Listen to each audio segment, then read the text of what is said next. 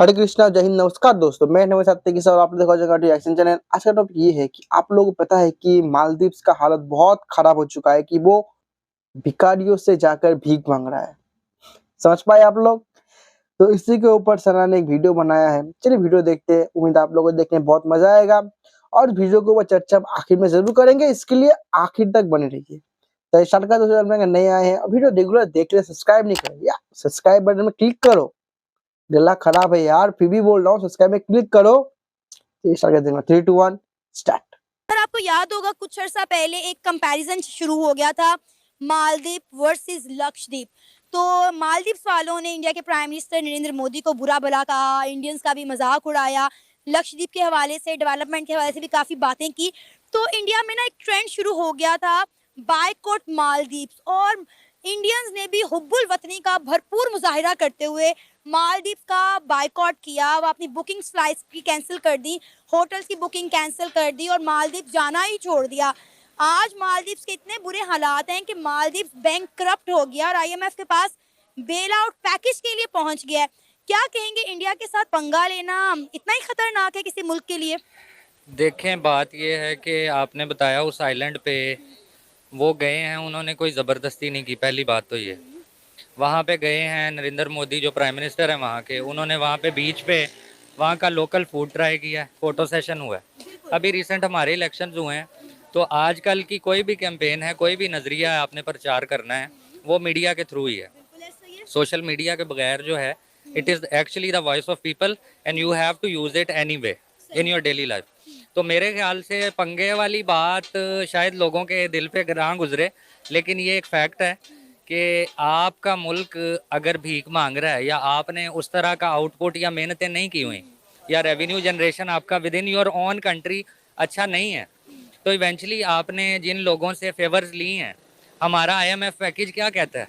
हमारा IMF package यही कहता है ना कि हमने जब कर्जा लिया है तो there are some certain boundaries and some certain conditions जो हमने फॉलो करनी। तो ये इस चीज़ का स्टांस ये रखना कि जी ये जुल्म हुआ है, अगर जुल्म हुआ है तो सूट फॉलो करना चाहिए।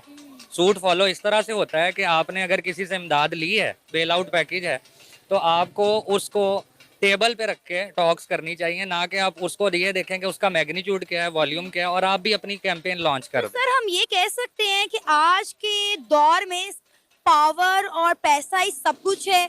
जो कंट्री ज़्यादा पावरफुल है सिर्फ वही सरवाइव कर सकती है, और सिर्फ पावर पैसे से या इकोनॉमी से नहीं आती या मजाइलों से नहीं आती। आपकी आवाम आपकी बहुत बड़ी पावर है। अब आप देखें, मैं यहाँ पे ना इंडियंस की तारीफ करना चाहूँगी कि अब आप देखें कि वो अपने मुल्क अपनी कौम के साथ कितने लॉयल हैं। उनके प्राइम मिनिस्टर नरेंद्र मोदी पर तनकीद की, उनके जजीरे का मजाक उड़ाया, उन्होंने एक हो के मालदीव का इतना बायकॉट किया कि आज वो बैंकरप्ट हो गया है। आपको लगता है ये हुब्बुल वतनी, ये जज्बा जो हम कहते हैं कि हम पाकिस्तानी और हमारे अंदर कूट कूट के भरा हुआ है, हम इंडिया के साथ जज्बे की बुनियाद पर जंग लड़ लेंगे, दुनिया फतह कर लेंगे? हुब्बुल वतनी और जज्बा जो है ना, वो एक किताबी बातें रह गई हैं। कामयाबी सिर्फ और सर्वाइवल जो है ना, वो है फिस्कल पॉलिसी पे and the finances that your country is making through different sectors. अगर आप उनमें कामयाब नहीं हैं, तो फिर इवेंचुअली आपको ये देखना है कि अगर आप देने वाला हाथ नहीं है, मांगने वाला हाथ है, तो फिर इवेंचुअली आपको उन सर्टन कंडीशंस को फॉलो करना पड़ता है। एक बात। दूसरी बात ये कि जो सोशल मीडिया की पावर है, या तो ये देखे ना कि उन्होंने कोई मुक्ति बाहिनी या एक्सट्रीमिस्ट ग्रुप जो हैं इंडिया के, वो यूज़ करके अपना जो नज़रिया लोगों तक पहुंचाया, जो कि ये कहा जाता है कि बीजेपी और नरेंद्र मोदी और सारे लोग जो हैं वो इन्फोर्स कर रहे हैं चीज़ों को। अगर वो चीज़ें इन्फोर्स कर रहे हैं, तो फिर सोशल मीडिया की पावर जो है वो कहाँ रह गई? समझ रहे हैं? सर, ये आम जनता थी, भारत की आम जनता जो मालदीव जाते थे टूर करने, लेकिन इंडिया के प्राइम मिनिस्टर नरेंद्र मोदी ने तो एक टूरिज्म सपोर्ट अपने मुल्क में दरियाफ्त किया।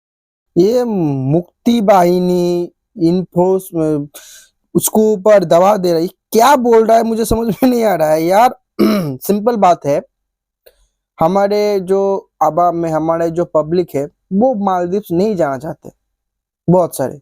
सिंपल बात है, इसमें क्या है, कोई दबा दिया मुक्ति बाहिनी? यार मालदीव है यार, वो अमेरिका नहीं है जिसके लिए हम माथा फोड़ी करें, चाइना नहीं है, मालदीव है, बच्चा है, बिगड़ गया है, सुधर जाएगा, बच्चा है हमारा।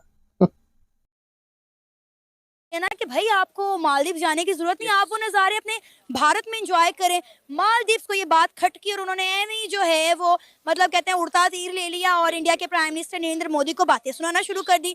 तो आप देखें कि उन्होंने कहा जी आपकी तो ऐसी की तैसी, हम नहीं आते मालदीव, जाओ जो करना है कर लो। ऐसे अब 2 डेढ़ साल पहले शायद पिछली सर्दी की बात है, हमारे नॉर्दर्न एरियाज में, मैं पाकिस्तानी हूँ, I love Pakistan and I bleed green, in fact हर बंदे को अपने मुल्क से प्यार होता है।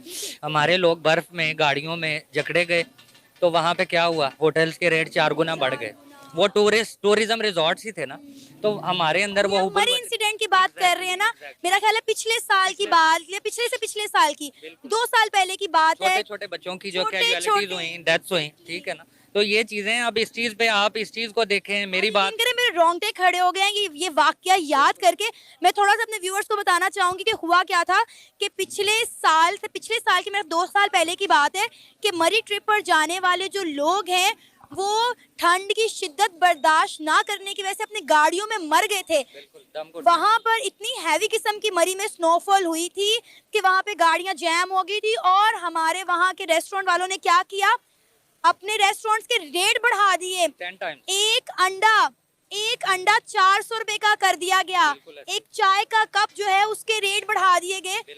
लोग सर्दी में ठिठर ठिठर के अपने बच्चों के साथ गाड़ियों में मर गए। बस यही बात है ना कि हुब्बुल वतनी, patriotism, that you love your country, इसमें मतलब मुझे फिर वही बात है, बहुत से लोगों को ये बात ऑन कैमरा, मैं एक आम शहरी हूँ, तल्ख लगेगी, लेकिन ये कि जब हम अपने दुश्मन या किसी ऐसे हमसाये से जिससे हमारे रवाबित और रिलेशंस अच्छे नहीं हैं, तो वहाँ पे हम हुब्बुल वतनी ले आते हैं, लेकिन हमारे ही लोगों के साथ जो सोसाइटल हमारी ट्रीटमेंट है उसके अंदर हम कहते हैं कि नहीं। खोलते ना दरवाजे, होटल फ्री करते लोगों के लिए, खाना फ्री करते। आप लोग वहाँ पे पैसा कमाने के लिए बैठे थे, लोग मर गए, आपने कमा लिया पैसा। यार ये हादसा कितना डेंजर हादसा है, मुझे सुनकर ये रोंगटे खड़े हो गए कि ठंडी में कार के अंदर ही लोग मर गए और रेट बढ़ा दिया। ऐसे लोगों को तो भाई क्या बोले। और याद है तब भी लोगों ने काफी अरसा फिर मरी का बायकॉट किया था, लेकिन उसके बाद लोगों ने फिर जाना शुरू कर दिया। बिल्कुल, और इसमें सबसे बड़ी बात, अब वो लोग जो सोशल मीडिया का शऊर रखते हैं ना, पढ़े लिखे लोग हैं जिनकी वॉइस है सोशल मीडिया पे, वो ये देखें एयरबीएनबी और जो होटल्स बुक करने वाली डिफरेंट शाखें हैं, ब्रांचेस, उस पे लक्षद्वीप की मैंने उन दिनों में 2-3 हफ्ते पहले एयरबीएनबी पे उन रूम्स और होटल्स की प्राइसेस चेक की। अब ये मैसेज नहीं है कि इंडियन गवर्नमेंट अगर इन्फोर्स कर रही है, वो सुपर लग्जूरियस रिजॉर्ट्स हैं, लेकिन उन्होंने 10 टाइम्स जो है टॉपअप और अच्छे मार्जिन पे वो उसको लीज आउट कर रहे हैं, रेंटल कर रहे हैं।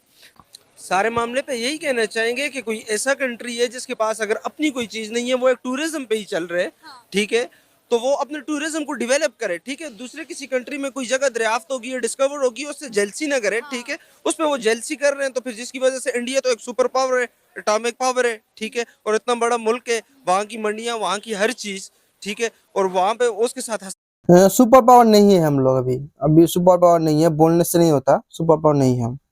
हसद करते हैं, तो इंडिया से देख लें फिर उनके साथ क्या सबसे ज्यादा बिजनेस मालदीव्स को देते भी इंडियंस थे। इंडियंस थे ना, इंडियंस दे रहे थे ना। देखे उन्होंने कहा है कि भाई इंडिया पे डिस्कवर हो गए, ठीक है, तो हमारा बिजनेस तो ठप। ठप हो गया, ठीक है, उनके बारे में बातें की हैं, तो फिर वो यूनिटी उनकी इतनी थी, उस कौम की यूनिटी इतनी थी कि उसने वाकई ही उनको करप्ट करके रख दी है, ठीक है। इसका मतलब है कि इंडिया से पंगा लेना जो है वो किसी के बस की बात नहीं है, या किसी के लिए भी जो है वो बियरेबल नहीं है। नहीं है, बिल्कुल। इंडिया से पंगा लेना सिर्फ पाकिस्तान की बस की बात है, क्योंकि पाकिस्तान उनके आगे एक मजबूत दीवार की तरह खड़ा हो जाता है, ठीक है, क्योंकि पाकिस्तान में हर चीज की अपनी अवेलेबिलिटी भी मौजूद है ना। टूरिज्म पाकिस्तान में, हर ईच एंड एवरीथिंग पाकिस्तान में अवेलेबल है, ठीक है।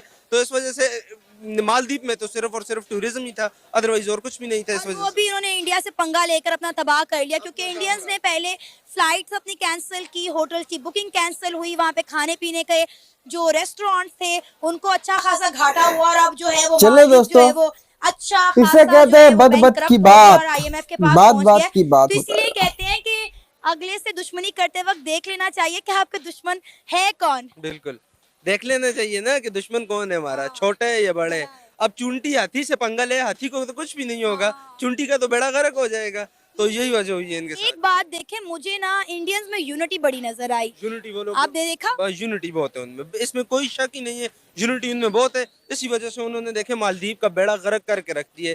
तो आपको नहीं लगता कि हमें इंडिया के साथ एक दोस्ताना ताल्लुकात कायम करने चाहिए? करने तो चाहिए, ये बात तो आपकी बिल्कुल ठीक है, इंडिया के साथ हमें दोस्ताना, क्योंकि जो पड़ोसी मुल्क होते हैं उनके साथ दोस्ती अच्छी लगती है, दुश्मनी नहीं अच्छी लगती। ठीक है, अब जिससे दुश्मनी करनी चाहिए उससे तो दोस्ती कर रहे हैं, जैसे इसराइल है, ठीक है, वहां पे वो मुसलमानों को मार रहे हैं, हम उनसे दोस्ती कर रहे हैं और इनसे दुश्मनी कर रहे हैं, जबकि पाकिस्तान से ज्यादा मुसलमान वहां पे इंडिया में। ठीक है, तो मैंने आपको बोला है ना कि ये वाली कौम जो है ना दोनों साइड की, ये अभी तक सिर्फ टांगों तक महदूद है। इस तरह उन्होंने मिलकर अपने मुल्क के लिए मालदीव्स का बायकॉट किया, ठीक है, और हम आज तक जो है वो फलस्तीन के लिए इसराइल का बायकॉट नहीं कर सके। देखिए बात होती है प्रायोरिटीज़ की, कि आपकी प्रायोरिटीज़ अपनी कौम है या पैसा। ठीक है, अगर आपकी प्रायोरिटीज़ कौम है तो आप एक कौम बनकर सोचेंगे, अगर पैसा है तो आप अपने हमसाये को भी सेल कर सकते हैं। ठीक है, उसको पता भी नहीं होगा, वो बिका होगा। चलिए दोस्तों, वीडियो यहीं तक था। तो देखिए मालदीव, चलिए मालदीव को छोड़ते हैं, पहले पहले आपके जो मुद्दा था पैलेस्टाइन उसमें आते हैं। अरे पैलेस्टाइन में जो हो रहा है उसके लिए तुम लोग प्रोटेस्ट कर रहे हो, तो तुम लोग क्या सच में प्रोटेस्ट करने के लायक हो? क्योंकि अगर पैलेस्टाइन को जस्टिस मिलना चाहिए तो इंडिया को भी जस्टिस मिलना चाहिए। अगर पैलेस्टाइन को उसका एरिया मिलना चाहिए, इंडिया को भी उसका एरिया मिलना चाहिए। दोनों को ही तो ब्रिटिशर ने अलग किया था। अगर आप लोग पैलेस्टाइन को सपोर्ट कर रहे हो, इसका मतलब आप अखंड भारत के सपोर्ट करते हो, इसका मतलब आप अपने देश से गद्दारी करते हो। तो पैलेस्टाइन को सपोर्ट करिए और अपने देश से गद्दारी कीजिए। यही है आप लोगों का वास्तविक सत्य यही है। और मालदीव का जो इशू है, मालदीव अभी इसको इशू क्या बोले, बच्चा है, बिगड़ गया है, सुधर जाएगा। बाद में और खींच के चाटा मारेंगे 2-3, सुधर जाएगा। मैसू हट जाएगा, सुधर जाएगा। उसके बारे में उतना हम टेंशन नहीं लेते। और जो अभी जो ट्रेंड चल रहा है मालदीव का, कि उसका सबसे बड़ा हास्यकर बात यही है कि मालदीव जाकर पाकिस्तान से पैसे मांगने के लिए गया था, हेल्प मांगने के लिए पाकिस्तान से। वो पाकिस्तान पूरे दुनिया से हेल्प मांग रहा है, मालदीव जाकर उससे हेल्प मांग रहा है। इससे बड़ी हास्यकर बात और हो ही नहीं सकती कि एक भिखारी चला भिखारी से भीख मांगने। तो मुझे को पता चल रहा है अभी कि इंडिया से पंगा लेने का नतीजा क्या है। कहाँ पे नंबर 1 था इंडियन जो हमारे जो टूरिस्ट है, अभी नंबर 5 में आ चुका है और कल कितने में जाएगा पता नहीं। और मुझे अभी देखिए, आप लोगों को अच्छा लगे या ना लगे, मैं एक बात बोलना चाहता हूँ कि मुझे नहीं लगता कि ट्रेन ज्यादा दिन तक चलेगा। अगर चले तो बहुत ही अच्छा है, लेकिन अगर ना चले तो बहुत खराब होगा। क्योंकि हम इंडियंस का एक आदत होता है कि हम किसी चीज को सर पे जरूर बिठा लेते हैं, लेकिन टाइम बीतने के बाद उस चीज को हम सर से निकाल के जूते में रख देते हैं। ये हम इंडियंस की बहुत ही खराब चीज है, जो मुझे लगता है कि मालदीव को फिर से बचा लेगा, यही चीज, यही आदत। तो अभी देखते हैं क्या होता है। और जो पाकिस्तानी जो बोल रहे थे कि इंडिया को रोकने वाला सिर्फ पाकिस्तान है, पाकिस्तान रोक सकता है। अरे गधे, तुम लोग के ख्वाब में जीते हो, तुम लोग के अलग दुनिया में, अलग डायमेंशन में हो, जहाँ पे तुम लोग ये सोचते हो कि हम इंडियंस चाहते पाकिस्तान को टैकल करना। इंडियन का सबसे बड़ा कांटा पाकिस्तान है। ये दौड़ बीत गया, अभी नहीं है। ये 90s के दौर में था, अभी ऐसा कोई माजरा नहीं है। अभी हम लोग को ठोक के जाते हैं, कुछ भी हो जाए ठोक के जाते हैं। अभी जरूरत नहीं है, अभी नहीं ठोके, फिर से जरूरत होगा फिर से ठोकेंगे, बार बार ठोकेंगे। क्या कर लोगे? कुछ भी नहीं कर सकते। तो हम आपको ना थ्रेट समझते, ना हम आपको कोई दीवार समझते, ना हम आपको कुछ भी नहीं समझते। हमारा मेन फोकस अभी चाइना है और हम उसी फोकस की तौर चल रहे हैं। चलिए दोस्तों, आज का वीडियो इधर तक। उम्मीद है देखने को मजा आया होगा। मिलूंगा आपको ऐसा वीडियो के साथ, तब तक के लिए जय हिंद, जय भारत और वंदे मातरम।